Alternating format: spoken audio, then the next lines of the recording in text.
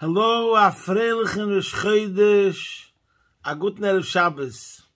Today is Rosh Chodesh Elul, Aleph Elul. So obviously we're going to talk about Rosh Chodesh Elul and Elul. And we're going to connect it to the Parsha Shavua, Parsha Shoftim. Before we start, we'll begin as usual with a prayer. First of all, how are you? I hope everyone is gesund, stark, und freilich begashmis v'ruchnis. I hope everyone is healthy, strong, and happy physically and spiritually. We'll start with a prayer. V'yodaita hayoim v'asheveisa levavecha ki adinoi hu elihim b'shamayim mimal v'aloretz mitochas einoid. Know this day and take unto your heart that Hashem is Hashem in the heavens above and upon the earth below. There is nothing else. So over here we see many things, but one of the things we see is V'yodaita hayoim. Know this day, but it's not enough to know. V'asheveisa levavecha, take unto your heart. And that's going to be the discussion today, about the relationship of the mind and the heart, and more general, about the quality of man. Who are you? What is man? So, there's a pasuk in this week's Parsha, which talks about it, and we'll get to that soon. But before we get to that, there's a story, a very well-known story, which could shed light. Everyone knows that the Rosh Tevis of Elul stands for Ani L'Doidi V'Doidi Li. We spoke last week that the month of Elul represents I am to my beloved and my beloved is to me. Last week we didn't stress the idea that man first has to proclaim Ani L'Doidi, I am my to beloved. And then V'Doidi Li, my beloved is to me. Then Hashem returns. The month of Elul represents the way we have to start from within, from ourselves, to proclaim Ani L'Doidi. What does it mean, Ani? I. Who are you? So there's a famous story that the Alter Rebbe was once playing with his grandchild, the Tzemach Tzedek. And the Tzemach Tzedek was a child, maybe 3, 4, 5 years old. He was sitting in the lap of his grandfather. And the Alter Rebbe asked the Tzemach Tzedek, Vu is Zayda? Where is grandfather? Vu is Zayda? So the Tzemach Tzedek tapped the Alter Rebbe's head. So the Alter Rebbe said, "Nein, das ist nicht Zayda, das ist Zayda's cup. That's not Zaydi. That's just Zayda's head." Touched the Alter Rebbe's nose. Das ist nicht Zayda, das ist the nose. That's the Alter Rebbe's nose. And then he touched the Alter Rebbe's heart. And the Alter Rebbe said, das ist nicht Zayda, das ist Zayda's heart. Anyways, they were playing like this, and finally the Alter Rebbe stood up and walked out of the room. The Tzemach Tzedek cried out, Zayda! Zayda! Like as if he was calling for help. And the Alter Rebbe rushed back into the room. Was? Like, what? And then the Tzemach Tzedek said, oh, das is Zayda. This is Zayda. So it's a very well-known story. All speakers and preachers and rabbis and sermons talk about this story and take different lessons. But amongst Mashpiyim, the story is meant to bring out a deep concept that if we're talking about God, for example, there's Hashem's names. So names are like channels. That's modes of how the Eibishter reveals himself. But then there's the essence of Hashem. When a person says, Mevarach Hashanim, we're asking for financial support, that's one draw. Hashem channels His influence to us through that channel. When we ask for health, it means Hashem is channeling His influence through that channel, health. It's like Hashem puts on a hat, Minister of Defense, Minister of Finance, Minister of Health, etc., etc. But then there's Hashem Himself, which is higher than Shemos, higher than names. So too over here, there's the Alter Rebbe's nose, there's the Alter Rebbe's beard, there's the Alter Rebbe's head, there's the Alter Rebbe's heart. But when the Alter Rebbe turns to the Tzemach Tzedek, facing him, and he returns to the room, he's not returning with his head, he's not returning with his nose, he's not returning with his hands. He's returning with his totality, higher than details. So, just like we see that concerning Hashem, the same thing is true when a Yid says in the month of Elul, Ani L'Doidi, I am to my beloved. That means you're pledging allegiance with your totality. Not a part of you. Like when a person says, I do, or I pledge allegiance. Or even you could say, like we say every day in the morning, Meida ani lefanecha. That's a dedication and a commitment with your totality and an acknowledgement. Here I am, you're present in your totality for Hashem. So the truth is, when it comes to the month of Elul, that's what it means. Ani l'doidi. Not a part, but your totality. But now, let's be a bit more specific. Maybe we have to now go down to a lower level.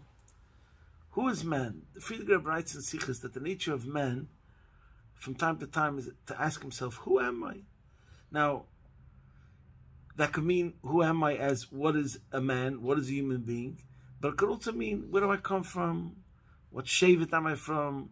What type of person is my DNA, my genes, my family? But it's within the nature of man, like that's human consciousness, to ask, what am I? An elephant doesn't think, what am I? Or a horse doesn't think, what am I? But a human being thinks, what am I? Who am I? What are my traits? What are my flaws? Etc. So this is going to be addressed today when we talk about a human. Who are you? There's your totality, which, by the way, is higher than intellect and higher than emotions. It's your nekudas hayadis, your etzam hanefesh, your nefesh alikis, as we discussed last week.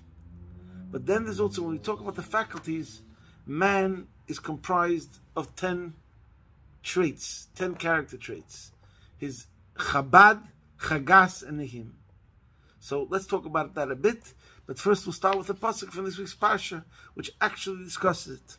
And that's where it speaks about the Yidden are going to invade different cities. And then it says, Kisotzer le'ir yomim rabim, when you besiege a city to do a war. And it says, Leishashchis eitzo, you should not destroy its trees by swinging an axe against them. Kimimenu seichel, for from it you will eat. V'oisel le'sichos, and you should not cut it down. Ke'odam meitzah sodeh, is then the tree of the field a man? Lovim penecha b'motzer. So Rashi over here learns pshat that this is a question: is man is a tree like a man? Is man like a tree? You can't blame the tree for being in the city when you made a siege and you gave opportunity for some people to leave. So their being in the city has nothing to do with their choice. That's what the pasuk is saying. And then after it says, Rak eitz asher teideh kiloi eitz meichelu oisei sashchis v'chorata, a tree which is not a fruit-bearing tree that you could cut, etc.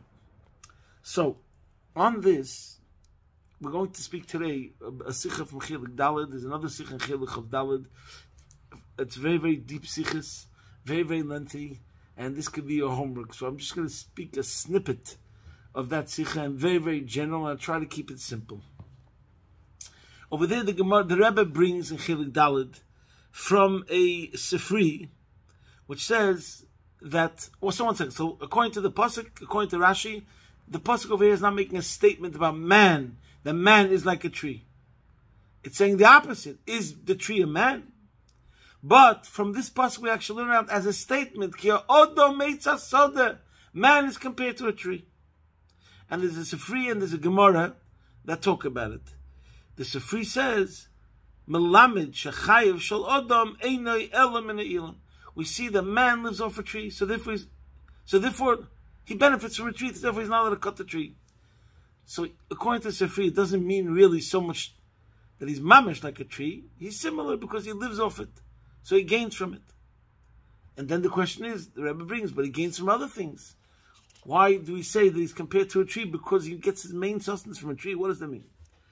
And the Gemara, there's a Gemara in Tainus that says, what does it mean that man is like a tree? Is man a tree? But what does it mean is that there's trees that you cut and the trees that you can't cut. And this is analogous, the Gemara says, to a Talmud Chacham Hagoin. If you have a Talmud Chacham who's a proper scholar, that means he has Yiras Shamayim, and he allows it to impact him. We'll discuss it today. So then, from him, you don't cut. In other words, you learn from him, you don't cut. But Vim Lav, if he's not a Talmud Chacham Hagoin, Oisei Tashkil V'Charata, then you should cut. In other words, you cannot accept, you cannot learn from a scholar who's an improper scholar, who's not behaving accordingly. So now, the Rebbe over here also says, according to that Gemara, it comes out that man is compared to a tree, but it's talking about Talmud Chacham. How is that a statement about man? The man is compared to the tree. Now there's many, many other questions. I'm going to get the gist of the answer is that actually, from this concept of whether we have a Talmud Chacham Hogan or not, we have a statement about man in general. So let's start at the very beginning. What is man? We said before, we have 10 character traits. We have Moichin, his intellect, we have his midas and his emotions, and then we have his Nihi, Netzach, Hoyd, Yisoid, Malchus. That's more his action-oriented, his ability to translate things into action and to bring it into practicality. But we're not going to talk about that today. We're going to talk about intellect and emotions. So if you speak to a person, you say, what makes man unique? What makes man special? So generally speaking, on the one hand, obviously you're going to say that it's intellect. Ma yisrein adam. What makes man superior? His intellect. Because the difference in the animal and the human being is that the human has a mind, which gives him a certain sense of freedom, as we'll soon explain.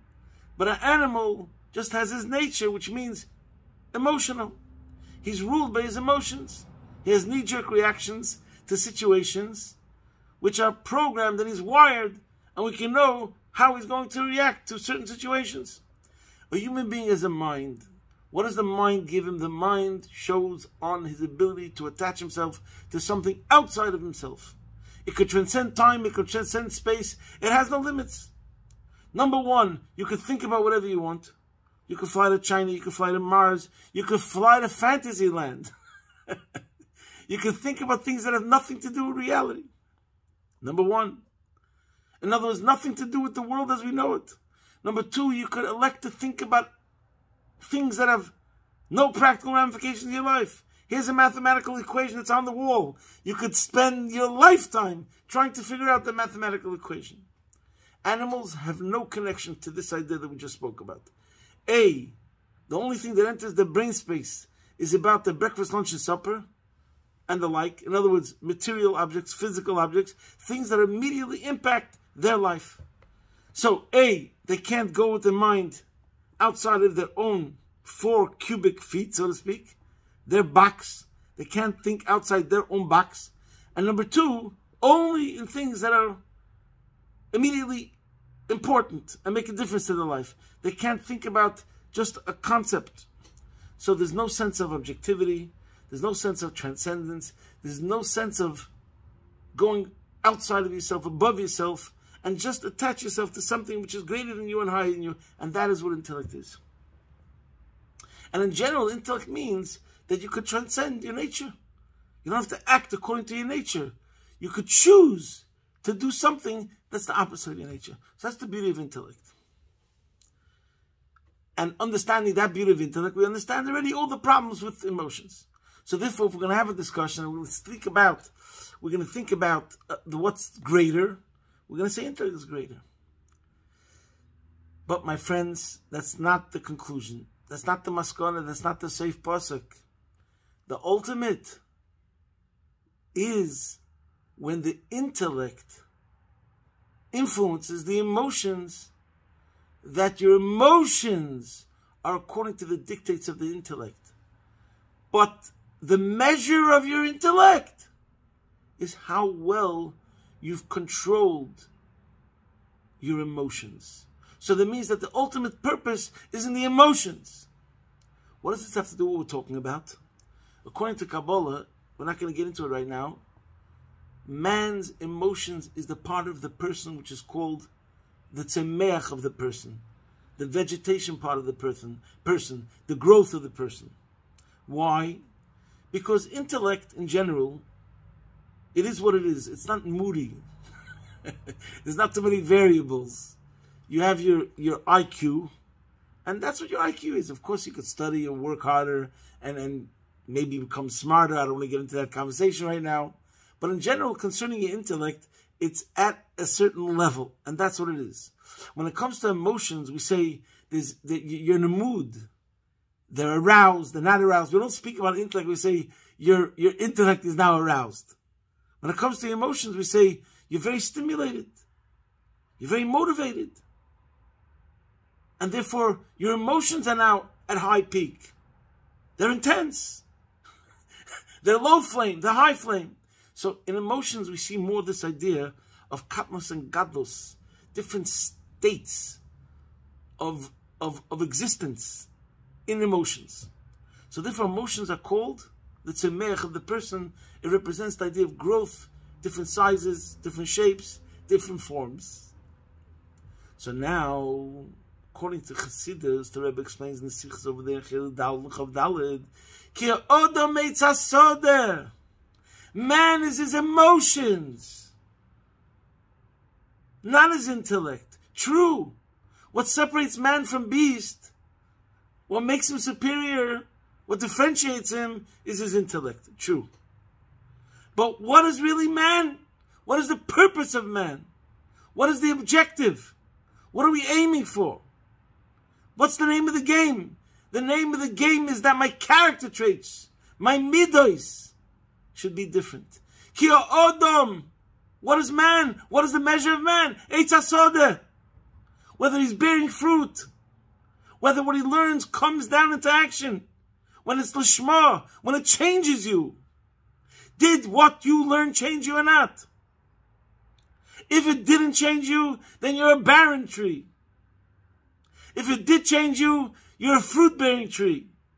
Beginning with yourself, but that also outward to other people, then you'll be a role model. And you won't only live for yourself, you live for others, you'll teach others, etc. And this is the meaning of the pasuk. Now we understand why, by the Gemara saying, Talmud Chacham Hagan or not, that represents man, because just the same thing, just like by a Talmud Chacham, we say that it has to be a Talmud Chacham Hagan. If it's not a fruit-bearing tree, if it's not a scholar, which is a honest scholar, a man of character and integrity, so then we cannot receive from him, he's not a good scholar, and therefore it's compared to a tree that doesn't give fruit and it can be cut. The same thing is true about man. If his intellect is not impacting, not influencing, and not making a difference in his midos, in his emotions, how he relates to his fellow man, that means his intellect is missing. He's not a man. And the Rebbe explains that the word Adam refers to a person's intellect. So we're not only saying he's missing in his emotions, he's missing in his intellect. And by the way, I don't know if we ever spoke about this before, and this is also really not the time to get into it. In the secular world, there's a whole discussion. If you have a poet, or you have an artist, or you have a musician, you have a comedian, and they did very, very nasty things, terrible things, horrific things, maybe even unspeakable things. So now the question becomes, do we separate the man from his art? Okay, now that he's convicted and he's put in jail because he did this and this and this, he's not funny anymore? So I don't want to get into the discussion now. It's a big debate. But one thing I can tell you for sure, in the Jewish world, in the Torah world, if we're talking about a leader, or if we're talking about using the word great, the word great will never exist by a person who acts in an unethical, moral manner. Because we can't separate. We don't say, there's one part of him where he has his intellect, and there's another part of him the way he has his conduct, or the way he has his emotions. If he learns Torah, and he's a person who has an ego, which is monumental, then something's wrong with his Torah. Something's wrong with his intellect. His intellect is warped. His intellect will be warped. His intellect will be twisted. His intellect won't be the truth. The ultimate truth. And that's why we say, the famous Gemara, that we have two opinions of the Gemara, and the Gemara says, Elu ve'elu divrei Elokim chayim. But then the Gemara says, V'havai imoi halachikim oisoi. To be the one that actually hits it bullseye, in sync with ultimately what the Eibishter wants to be done, halacha, you have to be bottled, you have to have bittul, you have to have nullification. Self-nullification. As the Pasuk says, V'nafshi ka'afar l'kel tiyeh, p'sach li b'b'seresecha.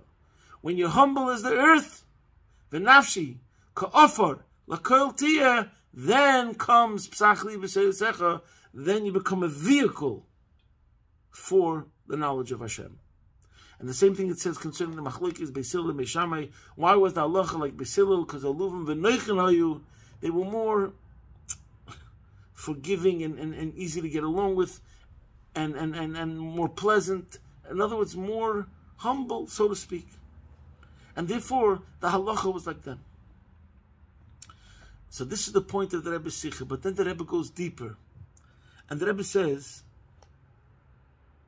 in intellect itself, we can take this further. We could say there's a level of intellect which is connected to emotions.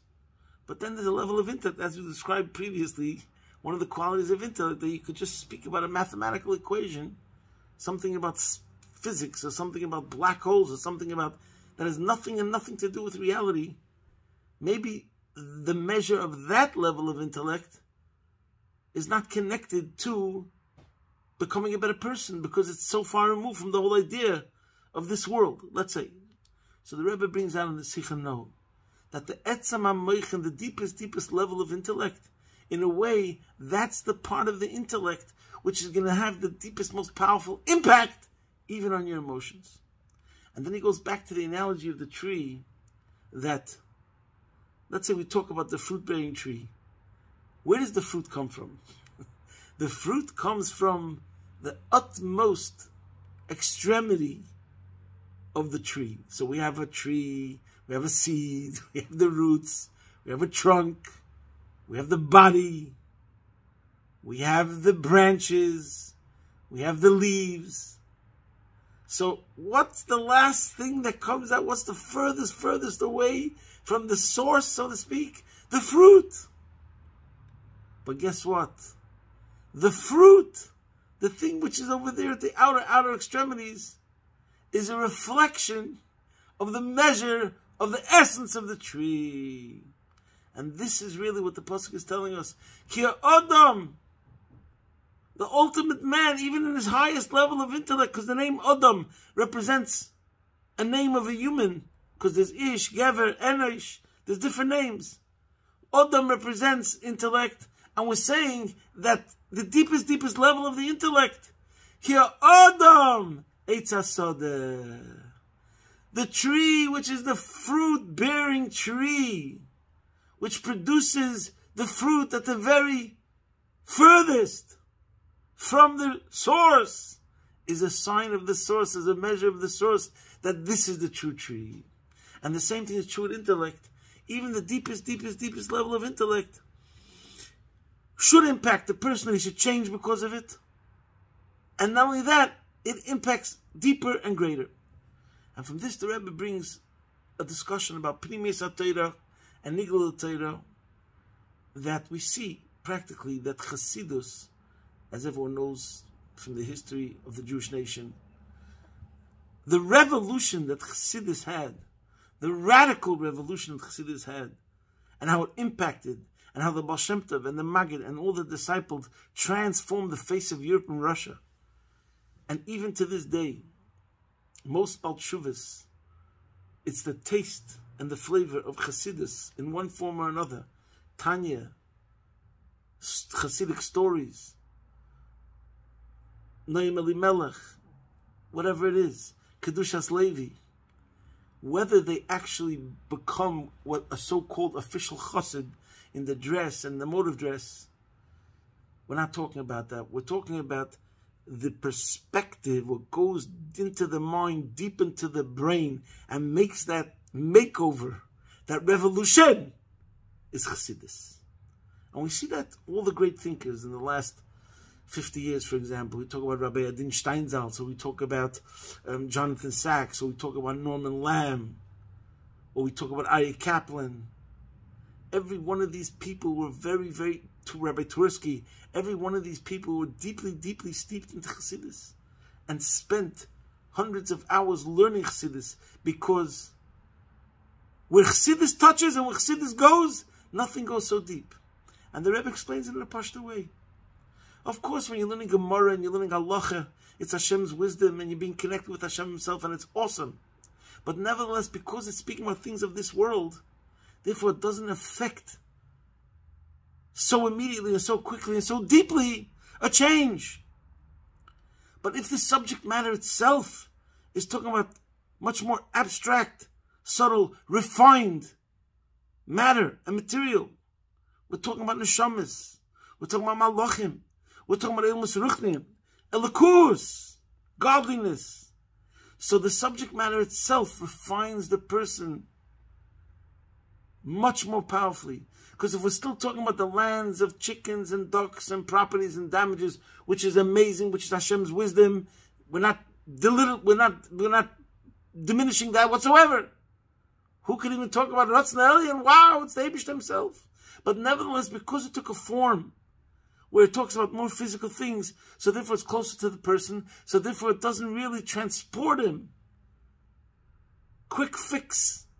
I don't want to say quick fix, not the right word. It doesn't transport him so immediately, so quickly, and cause such a revolution and turnaround. But when you learn Chassidus, which demands from you, like the Tzemach Tzedek writes, "Lahavshit esadvarim migashmiyusan," all ye who enter here become a bit more refined. Try to go more spiritual.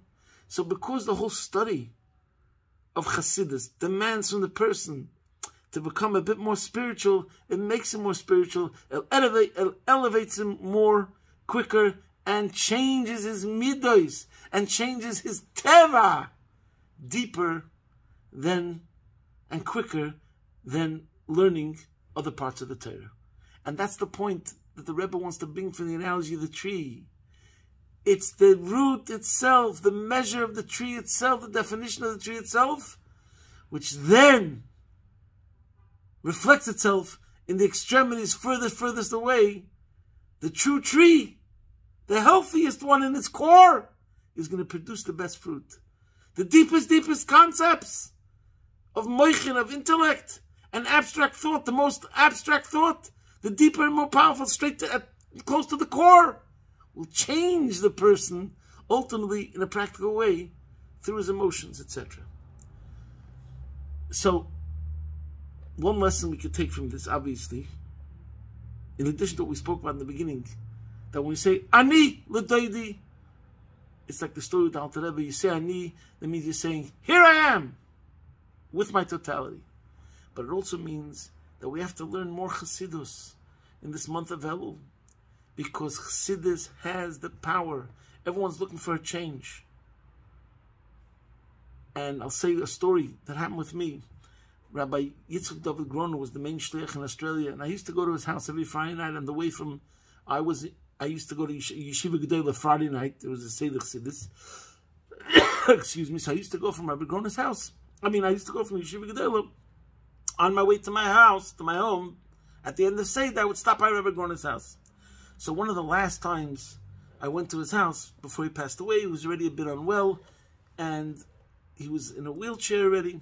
So I came by his house, and it was Shabbos Mevorchim Elul. Last week was Shabbos Mevorchim Elul. So it was Shabbos Mevorchim Elul that time. I came into his house, and I walked over to him, and I said, Rabbi Groner, was er lichton, als ich feel nicht the tshuva wind from Lubavitch? Rabbi Groner, what should I do? I don't feel the winds of tshuva blowing. And it was Shabbos Mevorchim. So he answered me, Toich kedei dibur, immediately, like as I was finishing the words, Rabbi Groner, was er lichton, ich feel nicht the tshuva wind from Lubavitch. He answered me, Len mer Chassidus, sa eitzah yutzef alen yonim. He immediately answered me, learn more Chassidus. Chassidus is the solution to all problems. I was so taken by it. This is Rabbi Groner. He wasn't the mashpia in yeshiva. He was a truly Hasidic Jew. One of my mentors. I admire him to no end. And when I told him that, what should I do? I don't feel the tshuva winds of Lubavitch. I don't feel the winds of tshuva. And he immediately answered me, learn mer Chassidus. This is the Eitzah Yutzaf Alan Yonim. Learn more Chassidus. It's the solution to all the problems. So, yes, Rabbi Groner hit it. Accurate. 100,000%. Learn more Chassidus. It's the solution to all the problems. So now that it's Ani L'Doidi, which means, number one, my totality. I'm pledging allegiance to Hashem. Number 2, like this week's parsha, Ki Ha'odam. You want to know what the measure of man is? In his intellect. Eitz HaSodeh. Whether you're changing, whether it's impacting your emotions, whether you're there for others, whether it's not about yourself, it's not intellectual gymnastics, etc. And this comes to another point, a message about man is like a tree, that we see from the tree that it starts from a seed, and then the seed develops, and it grows further and further and further, until it could turn into a redwood tree, majestic, glorious, beyond, and a fruit-bearing tree, the main thing we're talking about today, which gives fruits and more fruits and more fruits. So, this is also the message. You have to continually develop, continually grow, never stop, move, forward moving. Today is better than yesterday, tomorrow is better than today. And that's the message of the tree. Look at the tree. It started from a seed, and then it grew and grew and grew and grew. And that's how you have to look at yourself with your intellect. Every day you're learning more. According to the measure of your intellect and how much you learned, that's how much should be your level of behavior. And that's going back to the pasuk we started with. It's not enough to know and to learn and to study, but according to the knowledge that you have, that has to impact you more and more and more. There's some kind of Chinese proverb or Japanese, I don't know what, that goes, every journey of 10,000 miles begins with one step. That's also included in Ki Ha'odam Eitz HaSodeh. It started with the seed. Think about that. And then it grew and advanced, and it changed, and became better and better every single day. The Eibusher should help that as we stand here today, on Rosh Chodesh Elul, thinking about Ani L'Doidi, and Ki Ha'odam Eitz HaSodeh, and how we are going to improve and change every single day in Mirz Hashem, U'Be'ez Hashem Yisborech. So too, the Eibusher will proclaim loudly, V'doidi li, that He is to us, and will bring the Geula Mitzvah Shleima, take it from Yad Mamish, posting from my home, Be'ez Hashem Yisborech, your man in Melbourne.